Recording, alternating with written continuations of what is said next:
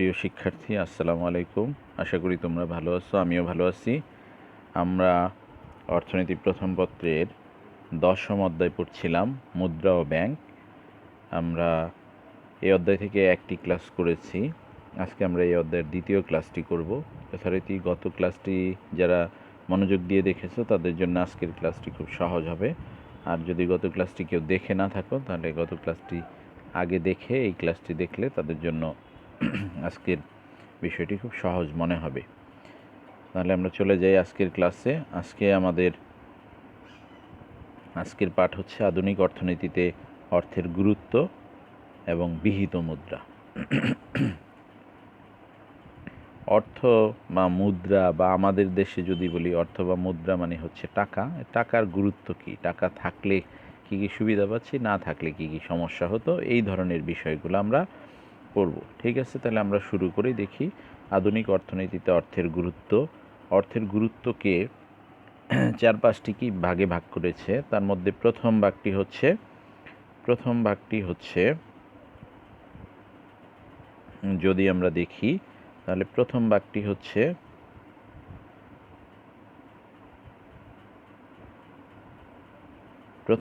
হচ্ছে অর্থনৈতিক গুরুত্ব। অর্থনৈতিক গুরুত্ব অর্থাৎ অর্থ রাজনৈতিক কাজও করে, সামাজিক কাজও করে, আর অর্থনৈতিক কাজও করে। অর্থনৈতিক কাজ কি? যেমন আমরা প্রথমটা দেখি, উৎপাদন। যদি কেউ মিল ফ্যাক্টরি করে কোনো দ্রব্য উৎপাদন করতে চায়, কোনো জিনিস বানাইতে চায়, আইসক্রিম ফ্যাক্টরি হোক, চকলেট ফ্যাক্টরি হোক, যদি বানাইতে চায়, উৎপাদন করতে চায়, তাহলে এই উৎপাদন করার জন্য তার লাগবে ভূমি, শ্রম, মূলধন, সংগঠন। 4টা জিনিস। ভূমি মানে নিজের জমিতে যদি না হয়, সে যদি একটা ফ্যাক্টরি ভাড়া নেয় তার ভাড়া দিতে হবে। যদি সে শ্রমিক নেয় তাহলে শ্রমিকের জন্য শ্রমিককে টাকা দিতে হবে। এবং সে যদি এটা বাজারে বিক্রি করতে যায়, বিক্রি করতে গেলে বিক্রয় করার জন্য লোক নিতে হবে, গাড়ি কিনতে হবে, বা রিক্সা ভাড়া, গাড়ি ভাড়া দিতে হবে, নিজের গাড়ি না হলে। এই সব কাজের জন্যেই কি করতে হবে? উৎপাদনের এই সব কাজের জন্যেই, যে বাজার ব্যবস্থা, শ্রম, হ্যাঁ, যদি বহির্বিশ্বে বিক্রি করে, সেই ক্ষেত্রে সব কাজের জন্যেই তাকে কি অর্থ লাগবে। হ্যাঁ, দেখো, সকল প্রকার মূল্য নির্ধারণ প্রক্রিয়া অর্থের মাধ্যমে সম্পাদিত হয়। এই যে সকল প্রকার মানে কি? 4টা, যে ভূমি, শ্রম, মূলধন। মূলধন মানে তুমি যদি ব্যাংক থেকে টাকা নেও ধারে, সেটার সুদ দিতে হবে, অর্থাৎ এইটা হচ্ছে ওই টাকার মূল্য। এই সব মূল্য অর্থের মাধ্যমে। তুমি যদি ব্যাংকালাকে যেয়া আইসক্রিম দিয়ে আসো, নিবে না কিন্তু। শ্রমিককে কাজ করায় যদি আইসক্রিম দাও, টাকা না দিয়ে, যে ঠিক আছে আইসক্রিম নিয়ে যাও, নিবে না কিন্তু। অর্থাৎ আইসক্রিম দিয়া এই কাজ সারা যাচ্ছে না, মূল্য এটা টাকা দিয়েই সারতে হয়। এবং তোমার ফ্যাক্টরি ক্ষুদ্র হোক, বৃহৎ হোক, যেই প্রকারেরই হোক না কেন, সেইটার ছোট হইলেও টাকা লাগবে, বড় হইলেও টাকা লাগবে। বড় হইলে বেশি, ছোট হইলে কম লাগবে। তারপরে বলো, অর্থ ছাড়া উৎপাদন ব্যবস্থা স্থবির বা গতিহীন। টাকা না থাকলে তুমি কিছু বানাইতেই পারবে না, সেই কথাটা বলছে। তাহলে এইটুক জিনিস তুমি বলতে পারো। অর্থ দ্বারা শ্রমের যে 4টা মূল উপকরণ, ভূমি, শ্রম, মূলধন, সংগঠন, এদেরকে পেইড করতে হয়, ভূমি দিতে হয়, এরকম মূলধনের জন্য সুদ দিতে হয়, শ্রমিককে টাকা দিতে হয়। উৎপাদন ছোট হোক বড় হোক টাকা লাগবেই, এবং অর্থ ছাড়া স্থবির হয়ে মানে বন্ধ হয়ে থাকবে। এরপর বলছে বিনিময়। হ্যাঁ, অর্থ বিনিময়ের মাধ্যমে। এটা আমরা গতদিন অর্থের যে প্রধান কার্যাবলী, এর মধ্যে 1 নম্বরই ছিল বিনিময়ের মাধ্যম। অর্থাৎ অর্থ দ্বারা জিনিসপত্র কেনা যায়, মানুষ তার প্রয়োজনীয় জিনিসপত্র। দেখো, অর্থ সর্বজন স্বীকৃত। মানুষ দ্রব্য পরিবর্তে, তুমি টাকা দিয়ে কিছু কিনতে যাও, দ্রুত দিয়ে দিবে। তুমি স্বর্ণ নিয়ে যাও, হ্যাঁ, বিস্কিট নিয়ে যাও স্বর্ণের, বলবে যেটা স্বর্ণ না, তামা না পিতল, সমস্যা, দিবে না। এগুলো গত ক্লাসে বলছি, এই জন্য বলছি গত ক্লাসটা আগেই দেখে নিতে। হ্যাঁ, তাহলে অর্থ দ্বারাই বিনিময় দ্রুত করা যায়, এই জন্য অর্থের গুরুত্ব রয়েছে। অর্থাৎ অর্থ নিয়ে বাজারে গেলে যে কোনো জিনিস দ্রুত কিনে নিয়ে চলে আসা যায়, বা যে কোনো জিনিস বিক্রি করতে বাজারে নিয়ে গেলে অর্থের মাধ্যমে বিক্রি করে অর্থ নিয়ে দ্রব্য দিয়ে চলে আসা যায়। সেটাই বলছে বন্টন। বন্টন বন্টন বলতে আমরা বলছিলাম গত ক্লাসেও বন্টন, যে বন্টন যদি আমার ফ্যাক্টরির ভাড়া দেওয়া লাগে, আমার শ্রমিকের মজুরি দেওয়া লাগে, আমার হেল্পারের টাকা দেওয়া লাগে, নাইট গার্ডের টাকা দেওয়া লাগে, বিদ্যুৎ বিল দেওয়া লাগে, আমার গার্মেন্টস আছে, আমার গার্মেন্টসে যদি আমি, অর্থাৎ এই যে যেসব উপাদান অংশগ্রহণ করে তাদের মধ্যে সুষ্ঠু ও সমতাভিত্তিক বন্টন সম্ভব অর্থের মাধ্যমে। এখন আমার এখানে ফ্যাক্টরিতে যদি, গার্মেন্টসে যদি প্যান্ট হয়, আমি যদি মাস শেষে সবাইকে প্যান্ট দিয়ে দিই, সবাই কিন্তু নিবে না। এটা গত ক্লাসে আমি বলছি। অর্থাৎ এই ক্ষেত্রে যেটা করতে হবে সেটা হলো, আমাকে অবশ্যই কী করতে হবে? টাকাতে পরিশোধ করতে হবে। টাকার মাধ্যমে সবার মধ্যে বন্টন করা সহজ হয়, সেই কথাটা বলছিলাম। আর একটু কথা এরপরে ভোগ আসছে, দেখি গত ক্লাসে এই জিনিসগুলো বিস্তারিত বলছি, আজকেও আবার বলতেছি। এরপরে আসছে দেখো ভোগ। ভোগ ভোগ মানে কি? খাওয়া, কোনো জিনিস খাওয়া। তুমি যদি কোনো জিনিস খাইতে চাও, টাকা হইলেই তোমার ইচ্ছা মতো কেনার ক্ষমতা থাকবে, টাকা থাকলেই তুমি ইচ্ছা মতো কিনতে পারবা, খাইতে পারবা। দেখো বলছে, হ্যাঁ, এই যে অর্থের মাধ্যমে ভোক্তাগণের ক্রয় ক্ষমতা নির্ধারণ করে, অর্থাৎ যার টাকা বেশি তার ক্রয় ক্ষমতা বেশি, সে বেশি কিনতে পারবে, যেটা ইচ্ছা কিনতে পারবে, খাইতে পারবে। এরপরে বলছে মূল্যের পরিমাপক। আমি গত ক্লাসে একটা উদাহরণ দিছিলাম যে দুইটা রুই মাছ নিয়ে গেছি, দুইজন চাল নিয়ে আসছে, একজন পোলার চাল, একজন হচ্ছে মোটা চাল। কারণ পোলার চাল 3 কেজিতে একটা রুই মাছ দিয়ে দিলাম, আরেকটা দিয়ে দিলাম হলো 5 কেজি মোটা চালে একটা রুই মাছ দিয়ে দিলাম। এখন তিনজনের মধ্যেই একটা সমস্যা তৈরি হয়। পোলার চালওয়ালা ভাববে যে আমি পোলার চাল দিয়ে 3 কেজি দিয়ে নিলাম, মনে হয় আর একটু কম দিলেও রুই মাছটা দিত। হ্যাঁ, দুইটা রুই মাছই 2 কেজি 2 কেজি সমান সমান। এখন তোমার এই চালালা, মোটা চালালা মনে করতে পারে 3 কেজি দিল, আমি দিলাম 5 কেজি, আমি মনে হয় ঠকছি। আর আমি বিক্রেতা, আমারও মনে হইতে পারে, মনে হয় পোলার চাল আর একটু বেশি দিত, আর মনে হয় মোটা চাল আর একটু বেশি দিত, এরকম মনে হইতে পারে।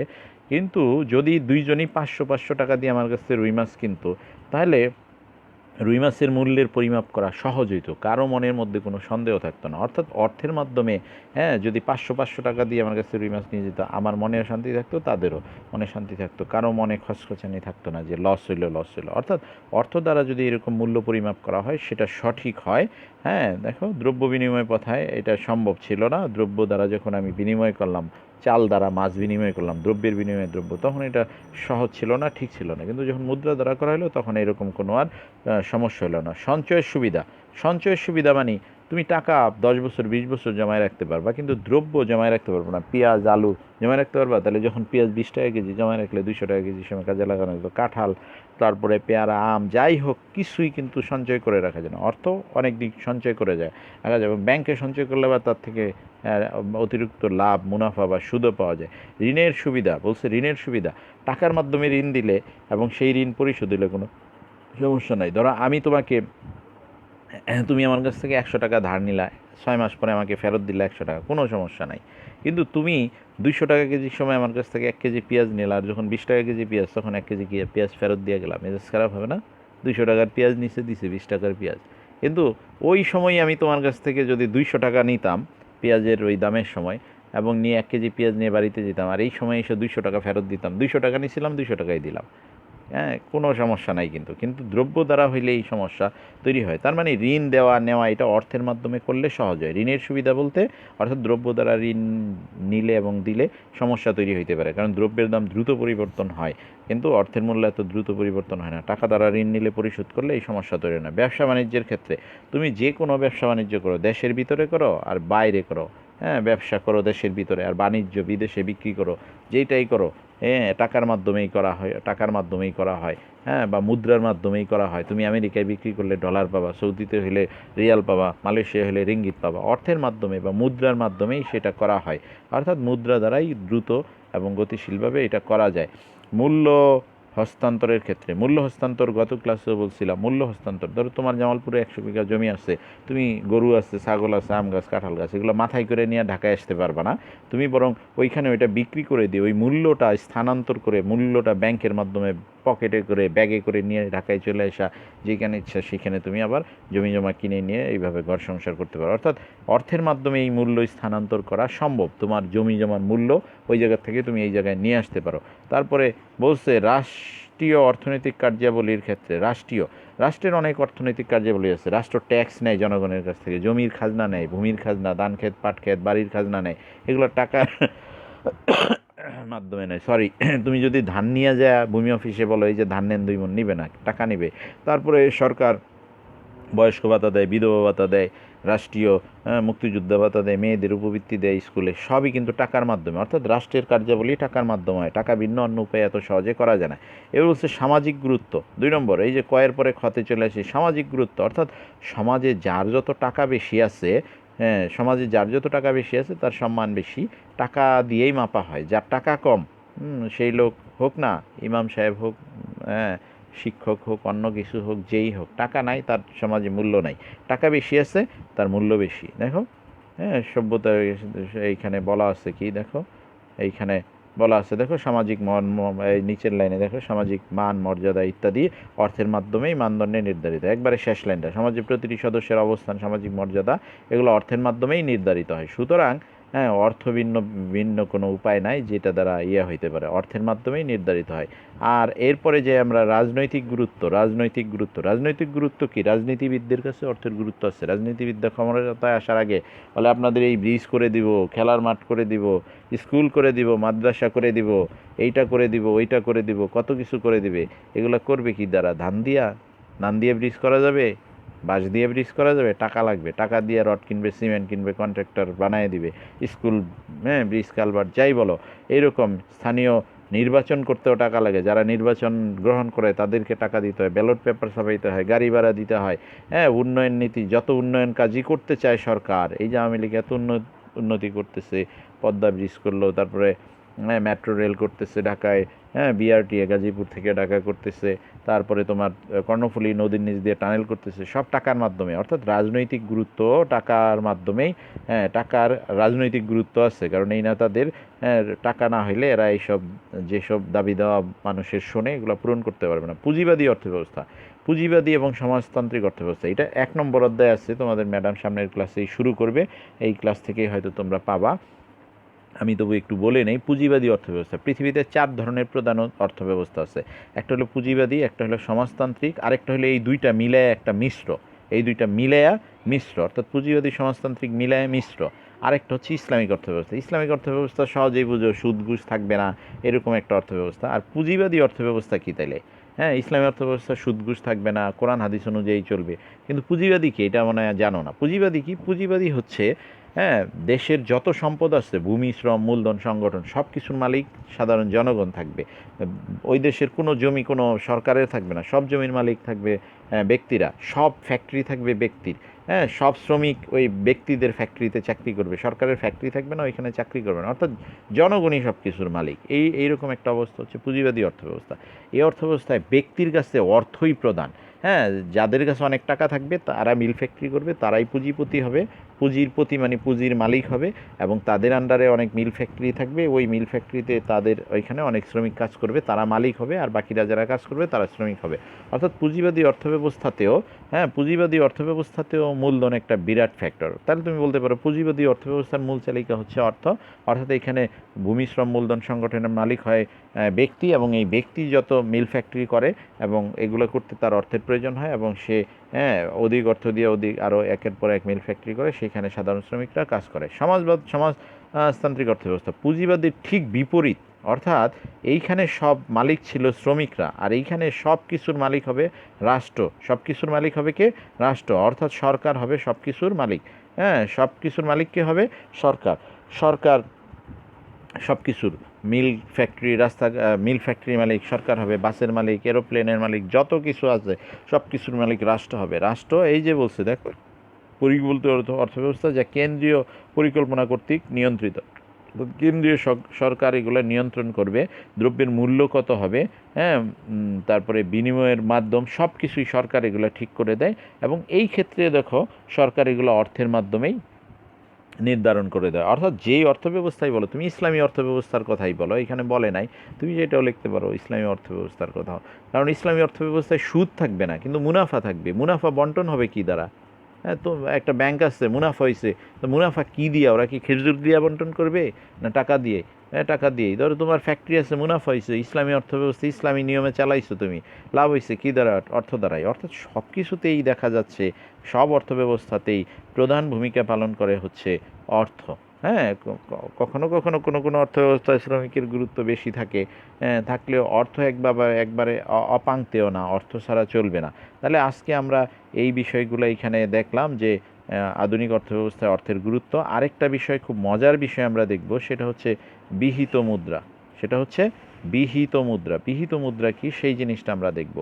আচ্ছা, তোমরা চেক চিনো? চেক, হ্যাঁ, চেক চিনো, তারপরে ব্যাংক ড্রাফট চিনো। তোমরা তোমাদের বড়রা অনেকে ব্যাংকে বা বিভিন্ন প্রতিষ্ঠানে চাকরির জন্য যখন আবেদন করে, তার সাথে ব্যাংক ড্রাফট দিয়ে দেয়, অর্থাৎ একটা চেকের মতো পাতা, ওইখানে লেখা থাকে 300-400 টাকা। অর্থাৎ যারা চাকরি দিবে তারা কিন্তু এই টাকাটা, এই চেকটা আবার ব্যাংকে জমা দিয়ে টাকা নিয়ে নেয়। অর্থাৎ আবেদন করতে যেই টাকাটা নিচ্ছে, ওই টাকাটা ওই চেকটা আবার আবেদনপত্রের সাথে লাগানো থাকে, যখন এটা ওদের অফিসে পৌঁছায় ওরা খুলে নিয়ে ব্যাংকে দিলে ব্যাংক ওদের টাকাটা দিয়ে দেয় এইরকম।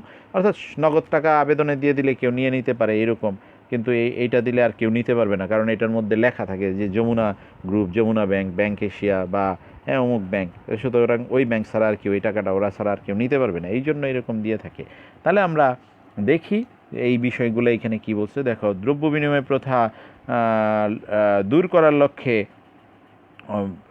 দেখো মুদ্রা বিনিময় প্রথার প্রচলন শুরু হয়। বর্তমানে মুদ্রা ছাড়া দেনাপাওনা মেটানোর ক্ষেত্রে বিভিন্ন ধরনের ঋণপত্র, এটা কিন্তু আসতে পারে ঋণপত্র, হ্যাঁ, নিচের কোনটি ঋণপত্র বিভিন্ন ধরনের ঋণপত্র, চেক, ব্যাংক ড্রাফট, বন্ড ইত্যাদি ব্যবহার করা হয়। আচ্ছা, চেক মানে এই যে তোমার হচ্ছে ব্যাংকের যেই চেক, এইটা ব্যাংক ড্রাফট, হ্যাঁ, এগুলো এক ধরনের ঋণপত্র। এগুলো ঋণপত্র বলা হয় কেন? দেখো, বন্ড মানে প্রাইস বন্ড, তুমি যদি ব্যাংক থেকে 100 টাকার প্রাইস বন্ড কিনো, তুমি 100 টাকা ব্যাংকে দিয়ে দিলা, তোমাকে একটা কাগজ দিয়ে দিছে, অর্থাৎ এই প্রাইস বন্ডের মালিক সরকার তোমার কাছ থেকে তোমাকে 100 টাকার একটা কাগজ ধরাই দিয়ে তোমার কাছ থেকে 100 টাকা ঋণ নিল, এই জন্য এটাকে ঋণপত্র বলে। চেকটা কেন? তোমাকে চেক দিয়ে ব্যাংক, তোমার টাকাগুলা ব্যাংকে পড়ে রয়েছে, তোমার টাকাগুলা ব্যাংক ঋণ নিচ্ছে, ঋণ নিয়ে এরা ব্যাংক উচ্চ হারে সুদে লাগাবে, 12 টাকা করে তোমার দিবে, 4 টাকা করে, বাকি টাকা ওরা লাভ নিবে, এগুলা ঋণপত্র, এই জন্য ঋণ আকারে নেয় বলে। ব্যাংক ড্রাফটও এক ধরনের ঋণপত্র। ব্যাংক ড্রাফট ঋণপত্র এই জন্য যে ব্যাংকালারা তোমার কাছ থেকে টাকা নিয়ে তোমাকে একটা চেকের মতো ব্যাংক ড্রাফট কাগজ দিয়ে দিচ্ছে, তুমি অ্যাপ্লিকেশনে লাগায় এটা দিয়ে দিচ্ছ যাদের চাকরি করবা তাদের কাছে, এই জন্য এগুলো ব্যাংক ড্রাফট। হ্যাঁ, এইসব ঋণপত্র মুদ্রার মাত্র কাজ করলেও এগুলো মুদ্রা নয়। অর্থাৎ তুমি যে আবেদন করলা 300 টাকা দিয়ে, 300 টাকা সরাসরি ওদের কাছে না পাঠায় ব্যাংক ড্রাফটটা পাঠায় দিলা, এইটা টাকার বদলে টাকার মতো কাজ করলো। কেন? এটা ওরা হাতে পাওয়ার পরে এটা খুলে নিয়ে আবার ওই যেই ব্যাংক থেকে তুমি করছো ওই ব্যাংকের কোনো এক শাখায় জমা দিলে ওরা ওই কাগজটা ব্যাংক ড্রাফটের চেকের মতো কাগজটা রেখে টাকা দিয়ে দিবে তোমাকে। এই কথাটুকু একটু ভালো করে শুনো। তাহলে এই যে এইগুলা টাকা না, কিন্তু টাকার মতো কাজ করছে, অর্থাৎ তুমি আবেদনের সাথে 300 টাকা স্টেপলার না করে ওই কাগজটা গেঁথে দিচ্ছ, অর্থাৎ এই টাকার মতো কাজ করে, এই জন্য এগুলোকে প্রায় মুদ্রা বলা হয়। তাহলে তোমাকে যদি বলে নিচের কোনটি প্রায় মুদ্রা, এখানে চেক, ব্যাংক ড্রাফট, বন্ড এগুলো কিন্তু বলতে পারে। পে অর্ডার, আরেকটা আছে পে অর্ডার, এর সাথে পে অর্ডারও আছে। তাহলে এগুলো প্রায় মুদ্রা, কারণ মুদ্রার মতো কাজ করে, হ্যাঁ, কিন্তু মুদ্রা নয়। যদি বলে প্রায় মুদ্রা কি, তাহলে বলতে হবে যেসব জিনিসগুলো মুদ্রার মতো কাজ করে কিন্তু মুদ্রা নয়, যেমন bank draft, cheque, pay order, হ্যাঁ, এইগুলা হচ্ছে প্রায় মুদ্রা। এখান থেকে প্রশ্ন আসতে পারে। এই ধরনের ঋণপত্রের প্রচলন গতি কম মানে কি? তুমি যদি এখন যে পান কিনো 5 টাকা দিয়া, হয়ে গেল, পান আলা আবার সাথে সাথে সিঙ্গারা কিনা খেলো, সিঙ্গারালা আবার সিগারেট কিনা খেলো, সিগারেট আলা আবার আমরা কিনে খেলো, 20 মিনিটের মধ্যে এই টাকা 10 বার হাত পাল্টায় যাবে। কিন্তু এই চেক, ব্যাংক ড্রাফট এত ঘন হাত বদলাবে না। তুমি কোনো দোকানে চেক দিয়ে পান খাইতে পারবে না, বা 1 লাখ টাকার চেক দিয়ে রড সিমেন্ট কিনে নিয়ে আসতে পারবে না, কারণ দোকানদার ভাববে যে এই যে চেক দিল, চেকওয়ালার দোকান মানে ব্যাংকে টাকা আছে কি নাই কে জানে, শুধু কাগজ দিয়ে মাল নিয়ে গেছে, ওরে ব্যাংকে যায় দেখলো টাকা নেই, এই জন্য গ্রহণ করতে যাবে না। কিন্তু তুমি যদি টাকা দিয়ে কিনতে চাও তখন কিন্তু দিয়ে দিবে, সে কিন্তু ওই টাকাটা আবার দ্রুত তার ইচ্ছা মতো অন্য জিনিস কিনতে পারবে, কিন্তু চেক দ্বারা কিন্তু সে নিজেই সন্দেহে থাকবে, আবার এটা নিতেও চাবে না, এরকম ব্যাপারগুলো। তাহলে বলছে এই জন্য আচ্ছা, এই যে প্রচলন গতি কম মানে এটা দ্রুত হাত বদলানো যায় না, এই চেক, ব্যাংক ড্রাফট এগুলো জনগণ গ্রহণ করতে আইনত বাধ্য নয়। তাহলে প্রায় মুদ্রা বা চেক, ব্যাংক ড্রাফট এগুলো জনগণ গ্রহণ করতে বাধ্য নয়। হ্যাঁ, নিতে পারে, তোমার সাথে খাতির থাকলে, চেনা থাকলে নিতে পারে, কিন্তু একবারে সে বাধ্য না, নিবেই না। কিন্তু তুমি 500 টাকার নোট দিলে সে নিতে বাধ্য, টাকা দিলে নিতে বাধ্য। তাই এগুলো প্রায় মুদ্রা বা ঐচ্ছিক মুদ্রা, হ্যাঁ, এই ঐচ্ছিক মুদ্রা বলে। এখান থেকে তাহলে এই প্রায় মুদ্রা, ঐচ্ছিক মুদ্রার বিষয়টা আমরা জানলাম। তবে সরকার আইনের মাধ্যমে যে মুদ্রা চালু করে, যেমন 1 টাকা থেকে 1000 টাকার নোট, এগুলো আইনের মাধ্যমে, হ্যাঁ, এগুলো আইনের মাধ্যমে হচ্ছে সরকার তৈরি করছে। এগুলো মূল্যের পরিমাপক, সঞ্চয়ের বাহন, বিনিময়ের মাধ্যম হিসাবে দেশের জনগণ গ্রহণ করতে বাধ্য থাকে। হ্যাঁ, তুমি কোনো দোকানে জিনিস কিনে যদি টাকা দাও, সে কিন্তু নিতে বাধ্য। হ্যাঁ, টাকায় কিন্তু লেখা থাকে, হ্যাঁ, দিতে চাহিবা মাত্র দিতে বাধ্য থাকিবেন, এইরকম নিতেও বাধ্য থাকিবেন, দিতে বাধ্য থাকবে, নিতেও বাধ্য থাকবে। তাহলে বিহিত মুদ্রা কাকে বলে, এইটা আমরা এখান থেকে সংজ্ঞা পড়তে পারি। হ্যাঁ, সরকার আইনের মাধ্যমে যে মুদ্রা চালু করে মূল্যের পরিমাণ, সঞ্চয়ের বাহক, বিনিময়ের মাধ্যম হিসেবে দেশের জনগণ গ্রহণ করতে বাধ্য থাকে, তাকে বিহিত মুদ্রা বলে। বিনিময়ের মাধ্যম, সঞ্চয়ের বাহন, মূল্যের পরিমাপ এগুলো আমি আগে পড়াইছি, এই জন্য আজকে আর বলবো না। তাহলে আমরা এইখান থেকে বিহিত মুদ্রার সংজ্ঞা পড়বো, ঐচ্ছিক মুদ্রা বা প্রায় মুদ্রার সংজ্ঞা পড়বো, প্রায় মুদ্রার কী কী জিনিসগুলো, চেক, ব্যাংক ড্রাফট, বন্ড এগুলো আমরা পড়বো। ঠিক আছে, এই জিনিসগুলো আমরা দেখব। তাহলে কোনো ব্যক্তি এই মুদ্রা গ্রহণে অস্বীকৃতি প্রকাশ করলে দণ্ডনীয় অপরাধ। অর্থাৎ এই টাকা বা এই যে মুদ্রা যেগুলা, এই 1 টাকা থেকে 1000 টাকা পর্যন্ত যেই নোট, এগুলো যদি নোট কয়েনের ব্যাপারটা পরে আমি বলতেছি। আর ভাঙতি খুচরা পয়সা আছে 1 পয়সা 2 পয়সা 5 পয়সা 10 পয়সা 25 পয়সা 50 পয়সা, এই বিষয়গুলো আমি একটু পরে বলছি, সেইটা পরে বলছি। কোনো ব্যক্তি এই মুদ্রা এই কয়েনগুলো যেগুলো বললাম এগুলোতে একটু সমস্যা আছে, ভিন্নতা আছে, পরে বলছি। কোনো ব্যক্তি এই মুদ্রা গ্রহণ করতে অস্বীকৃতি করলে দণ্ডনীয় অপরাধ, তার জেল জরিমানা হইতে পারে। কোনগুলো 1 টাকার নোট থেকে 1000 টাকার নোটপত্র এগুলো পর্যন্ত, এগুলো নিতে বাধ্য। তুমি যে কোনো দোকানে যেয়ে দিলে এটা সে নিতে বাধ্য। তুমি যদি 1000 টাকার জিনিস কিনে 1 টাকার নোট দাও, 1 টাকার নোট কয়েন না, দোকানদার নিতে বাধ্য। যদি সে না নেয় তুমি আইনত ব্যবস্থা নিতে পারবা। দেখি বিহিত মুদ্রা 2 প্রকার, যথা বিহিত মুদ্রা 2 প্রকার, একটা বলছে অসীম বিহিত মুদ্রা, একটা বলছে সসীম বিহিত মুদ্রা। তাহলে এই দুইটা জিনিস আমরা একটু দেখব, অসীম বিহিত মুদ্রা এবং সসীম বিহিত মুদ্রা। এই দুইটা জিনিস পড়লেই আজকে আমাদের পড়া শেষ। অসীম বিহিত মুদ্রা, আরেকটা বলছে সসীম বিহিত মুদ্রা। আচ্ছা, বাংলাদেশে কি ধরনের টাকা পয়সা আছে আমি একবার বলি, তোমরাও দেখো। 1 পয়সার কয়েন আছে, কিন্তু এটা এখন দেখতে পাওয়া যায় না। 2 পয়সার কয়েন ছিল, এটা এখন দেখতে পাওয়া যায় না। 5 পয়সার আমরা আমাদের সময় দেখেছি, তোমরা এখন দেখো না। 10 পয়সার কয়েন তোমরা এখন দেখো না। তারপরে 25 পয়সা, 4 আনা বলে, 8 আনা, 50 পয়সা, 8 আনা, এই কয়েনগুলো আছে। এই ধরনের 6টা কয়েন, 1 পয়সা 2 পয়সা 5 পয়সা 10 পয়সা 25 পয়সা বা 4 আনা, আর এরপরে হইলো তোমার 8 আনা বা 50 পয়সা। এই যে 6 ধরনের কয়েন ছিল, এই যে এই কয়েনগুলাকে বলে হচ্ছে সসীম বিহিত মুদ্রা। এই কয়েনগুলাকে বলে কি, আমি নিচেরটা আগে পড়তেছি, এগুলোকে বলে সসীম বিহিত মুদ্রা। তুমি ব্যাংক থেকে টাকা তুলতে গেলা বা কারো কাছে তুমি টাকা পাও, সে তোমাকে এই কয়েনগুলা, এই যে কয়েন বললাম 1 পয়সা 2 পয়সা 5 পয়সা 10 পয়সা 25 পয়সা 50 পয়সা, এই 6 ধরনের কয়েন মিলে তোমাকে 99 পয়সা, বড় জোর 1 টাকা পরিমাণ নিতে বাধ্য করতে পারবে। 99 পয়সা, কারণ 99 85 পয়সা হইলে এটা তো আর আস্ত টাকায় দেওয়া যাবে না। এই ভাঙতি এইটুক নিতে বাধ্য করতে পারবে।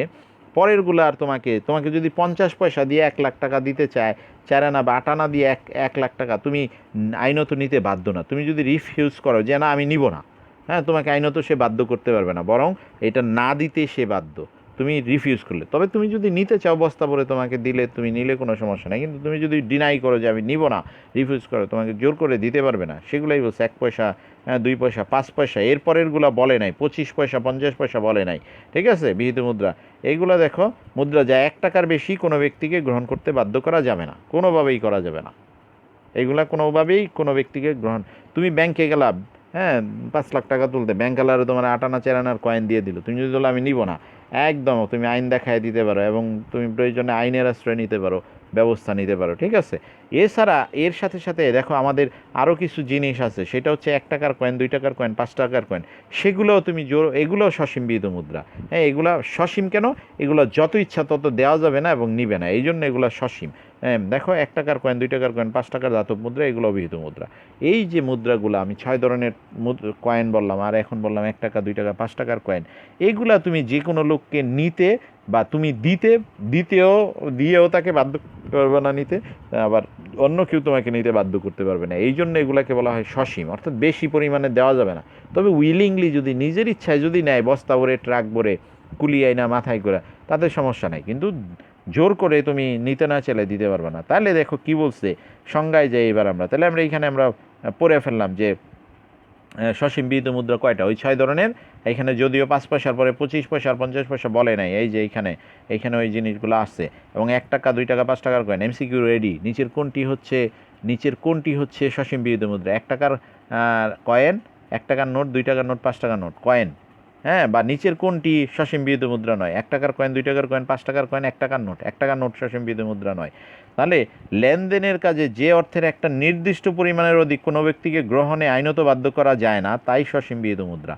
এইবার আমরা সংজ্ঞা পড়লাম নিচে পড়ে আসা। তাহলে এইখান থেকে এই সংজ্ঞাটুকু, বিহিত মুদ্রা সসীম কাকে বলে, এটা আমরা দেখলাম। আগে আমরা উদাহরণগুলো দেখে নিলাম, ঠিক আছে। এইবার আমরা যাব অসীম বিহিত মুদ্রা কাকে বলে। কোথায় যাব আমরা? অসীম বিহিত মুদ্রা। অসীম বুঝতে সংজ্ঞা থেকেই বোঝা যায়, অসীম, যত ইচ্ছা দেও নিবে। তাহলে কি বলে, এইবার আমরা আগে সংজ্ঞাটা পড়ে আসি।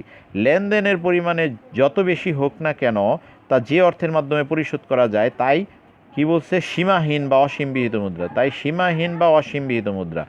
লেনদেনের পরিমাণ যত বেশি হোক না কেন, তা যে অর্থের মাধ্যমে পরিশোধ করা যায়, তাই সীমাহীন বা অসীম বিহিত মুদ্রা। অর্থাৎ তুমি 1 কোটি টাকা নিবা, তোমাকে এই টাকা দিয়ে দিলে তোমাকে নিতে হবে।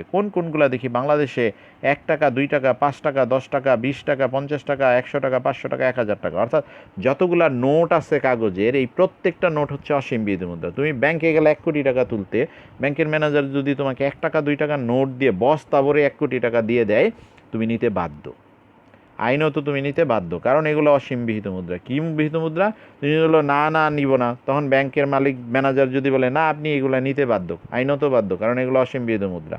হ্যাঁ, তুমি আইনত নিতে বাধ্য, আইনে কিন্তু তুমি পারবে না। কিন্তু তোমার সাথে ব্যাংক ম্যানেজার এই কাজটা করবে না, কারণ কি?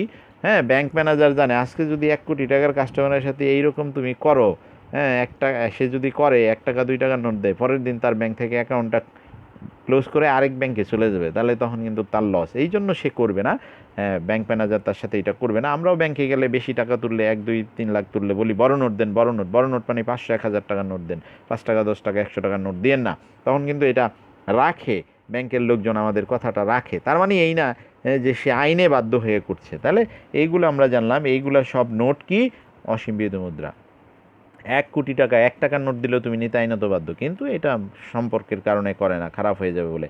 দেখো বলছি, এই মুদ্রা তৈরিতে সরকারের সংশ্লিষ্ট কর্তৃপক্ষ একটি নির্দিষ্ট নিবদ্ধ স্বর্ণ বৈদেশিক মুদ্রা জমা রেখে মুদ্রার মানকে ধরে রাখে। আচ্ছা, এই জায়গাটা আমি একটু ক্লিয়ার করব। দেখো বলছে সরকার কিভাবে, এখন একটু অন্য কথা বলে নেই, সরকার বা ব্যাংক কিভাবে টাকা ছাপায়। তোমরা জানো বাংলাদেশের টাকশাল নামে একটা প্রতিষ্ঠান আছে, সেটা হচ্ছে তোমার গাজীপুরে টাকশাল। এইখানে টাকা ছাপানো হয়, এবং টাকাটা কিভাবে ছাপায়, কে অর্ডার দেয়? সরকার, প্রধানমন্ত্রী দেয়, না অর্থমন্ত্রী দেয়, না বাংলাদেশ ব্যাংক দেয়, গভর্নর কে দেয়? এইটার বিষয়টা আমি একটু তোমাদেরকে খুলে বলি। এই যে টাকাটা দেখো তুমি, 1, 2 এবং 5, আগে 5 ছিল না, এখনও 5, এই 3টা নোটকে বা কয়েনকে, এগুলাকে বলা হয় তোমার হচ্ছে সরকারি মুদ্রা। তুমি রিসেন্ট নতুন যদি 1 টাকার নোট নাও, বা পুরাতন 1, 2 টাকার নোট নিলে হবে, দেখবা ওইখানে স্বাক্ষর আছে ওই টাকার মধ্যে, দেখবা সচিব কিন্তু আমার মতো, আমি সরকারের ইন্টারভিউ দিয়া বিসিএস করে এই কলেজে চাকরি করি, আরেকজন অ্যাডমিন ক্যাডারে চাকরি করে, পরে সে হচ্ছে সচিব হয়, সেও সরকারের একজন কর্মচারী। এই সরকারের কর্মচারীর স্বাক্ষর থাকে 1 টাকা এবং 2 টাকার নোটের মধ্যে। তবে ইদানিং এই 4-5 বছরের আগে মধ্যে সরকার 5 টাকার নোটটাকেও সরকারের নোট করে নিছে। হ্যাঁ, অর্থাৎ এই করে নিছে মানে এই 5, 10, 20, 500, হ্যাঁ, এই যে 100, 500, 1000, এই নোটগুলো ছিল ব্যাংক নোট, এগুলো ছিল ব্যাংক নোট। হ্যাঁ, 1, 2 ছিল সরকারি নোট, আর 5 থেকে 1000 ছিল ব্যাংক নোট। এখন সরকার ব্যাংকের সাথে আলোচনা করে বলছে যে 5 টাকার নোটটাও আমাদের দিয়ে দাও। এইটাও 5 টাকার নোটটাকেও তারা সরকারি নোট করে নিছে, ব্যাংক নোট থেকে কেটে সরকারি নোট। এখন যদি তুমি 2-1 বছর আগের নতুন ছাপানো 5 টাকার নোট যদি তুমি নাও, নিয়ে এই টাকার মধ্যে দেখবা যে এইটাতে স্বাক্ষর আছে হলো অর্থ সচিবের।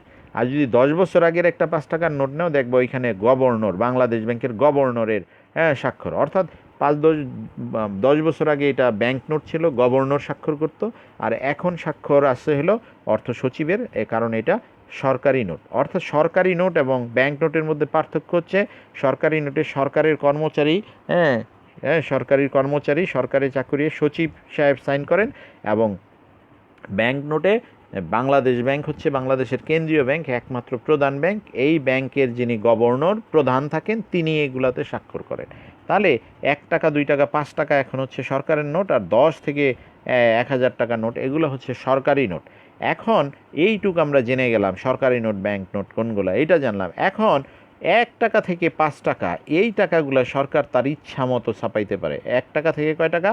5 টাকার নোটগুলো সরকার, 1 টাকা থেকে 5 টাকা, যেহেতু এগুলো সরকারের নোট, সরকারের মন চাইলেও সরকার বাংলাদেশ ব্যাংককে বলবে, বাংলাদেশ ব্যাংকের গভর্নরকে, যে 1 টাকা 5 টাকা নোট ছাপায় আমাকে অনেকগুলো টাকা দেন। হ্যাঁ, ছাপায় দিয়ে দিবে টাকশাল থেকে। তবে অনেক বেশি ছাপায় না, অনেক বেশি ছাপাইলে বিভিন্ন সমস্যা আছে, মুদ্রাস্ফীতি হয়, জিনিসের দাম বেড়ে যাবে। এগুলা এই কারণে ইচ্ছা করলেই, মাতবরি ক্ষমতা থাকলেই ইচ্ছা করলেই ছাপাইতে পারে না, তবে ইচ্ছা করলে ছাপাইতে পারে।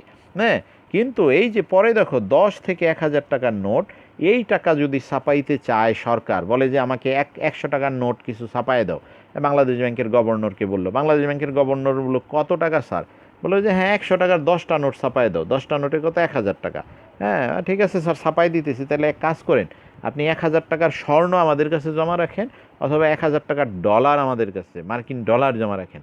যদি এই স্বর্ণ এই সমপরিমাণ যত টাকা ছাপাইতে বলছে অত টাকার সমপরিমাণ যদি ডলার অথবা স্বর্ণ জমা রাখে, তাহলেই বাংলাদেশ ব্যাংক টাকশালকে অর্ডার দিয়ে সেই পরিমাণ টাকা ছাপায়া সরকারকে দিবে।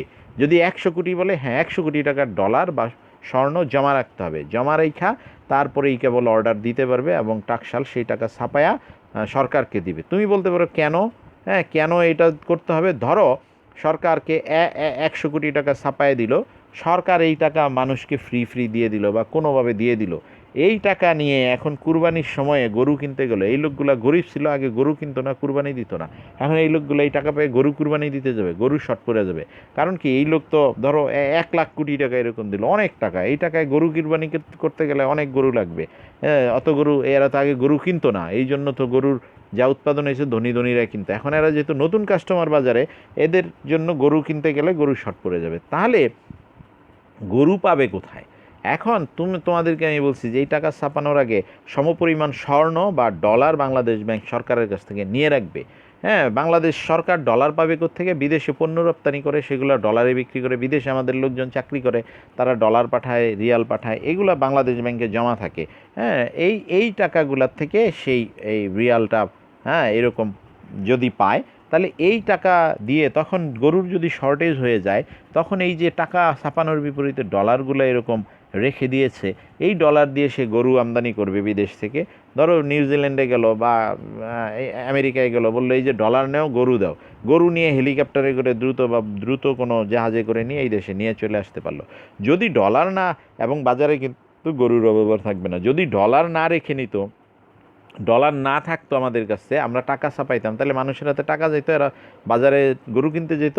আর যেহেতু ডলার নাই, বিদেশ থেকে গরু আনতে পারতো না, আর বাজারে গরু এনে না দেওয়ার ফলে গরুর দাম বেড়ে যেত, মারামারি অবস্থা হতো। এখন তোমার প্রশ্ন হলো, আমি আরেকটু ক্লিয়ার করি, সেটা হচ্ছে যে বিদেশ থেকে গরু আনতে ডলার লাগবে কেন? তুমি যদি বাংলাদেশের টাকা নিয়ে ভারতে যাও, গরু আনতে পারবা না। তুমি আমেরিকায় যাও, হ্যাঁ ইংল্যান্ডে, কানাডায় যাও, নিউজিল্যান্ডে যাও, গরু দিবে না, কারণ বাংলাদেশি মুদ্রা আন্তর্জাতিক এইভাবে ওই রকম লেনদেনের জন্য স্বীকৃত না। ডলার হচ্ছে স্বীকৃত, স্বর্ণ হচ্ছে স্বীকৃত। সুতরাং বিষয়টা এইরকম যে তাহলে যত ইচ্ছা এরকম ছাপাইতে পারবে, 5 টাকা থেকে 1000, 10 টাকা থেকে 1000 টাকার নোট, তবে সমপরিমাণ, অর্থের সমপরিমাণ, এই দেখো স্বর্ণ, বৈদেশিক মুদ্রা, হ্যাঁ এগুলা কী করতে হবে? জমা রেখে নিতে হবে। বৈদেশিক মুদ্রা, হ্যাঁ ডলার হইতে পারে, স্বর্ণ হইতে পারে, অন্য দেশের মুদ্রাও হইতে পারে। মেইনলি ডলার এবং স্বর্ণকেই বলা হয়, কারণ ডলার পৃথিবীর সব দেশই নেই, সৌদি আরবে নিবে, হ্যাঁ কিন্তু রিঙ্গিত বা দিনার বা রিয়াল সব দেশ নাও নিতে পারে, কিন্তু ডলার এমন একটা মুদ্রা যেটা পৃথিবীর সব দেশ নেয়। তাহলে আমরা বলতে পারি এই যে 1 থেকে 5 টাকা এগুলো সরকারের মুদ্রা, সরকারের ইচ্ছা যত কিছু ছাপাইতে পারে, কিন্তু 10 থেকে যদি 1000 টাকা ছাপাইতে চায়, যত পরিমাণ মোট টাকা ছাপাবে তত পরিমাণ স্বর্ণ বা বৈদেশিক মুদ্রা বা ডলার জমা রেখে নিতে হবে, ছাপাইতে হবে। এবং কেন? ওই পরে যে বলছি গরুর ঘটনাটা, এইটাই সেই কারণ। কারণ পরবর্তীতে পণ্যের শর্ট পড়লে, হ্যাঁ এই টাকা দিয়ে বিদেশ থেকে পণ্য কিনে আই না, ডলার দিয়ে টাকা কিনে আই না, বা স্বর্ণ বিক্রি করে স্বর্ণ দিয়ে টাকা কিনে আই না, তারপরে কিন্তু সেই প্রয়োজন মেটাইতে পারবে। তাহলে আজকে আমরা পড়লাম বিহিত মুদ্রা পড়লাম, এবং আমরা পড়লাম হলো অর্থনৈতিক আধুনিক অর্থনীতিতে অর্থের গুরুত্ব।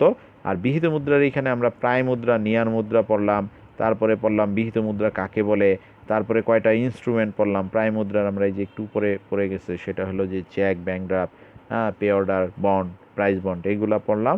বিহিত মুদ্রা জানলাম, সসীম বিহিত মুদ্রা জানলাম, অসীম বিহিত মুদ্রা জানলাম, এবং অসীম বিহিত মুদ্রা কোনগুলো আর সসীম কোনগুলো, এইগুলো আমরা জানলাম। কেন নিতে বাধ্য নয়, এই বিষয়গুলো আমরা অনেক কিছুই জানলাম। আজকের ক্লাস আমাদের এই পর্যন্তই। তোমরা এগুলো একটু খুঁটিনাটি করে একদম পড়বা, এমসিকিউর জন্য যাতে পড়তে পারো, এই জন্য হ্যাঁ খুঁটিনাটি করে পড়বা। আর নেক্সট ক্লাসে আবার তোমাদের সাথে দেখা হবে। আজকে ক্লাস এই পর্যন্তই। ধন্যবাদ তোমাদেরকে। করোনার সংক্রমণ বাড়তেছে সারা দেশেই, সবাই আগের চাইতে বেশি সতর্ক থাকবা, সাবধানে থাকবা, এবং ফ্যামিলির সবাইকে সাবধানে রাখবা। আজকের ক্লাস এই পর্যন্তই। সবাইকে ধন্যবাদ। আল্লাহ হাফেজ।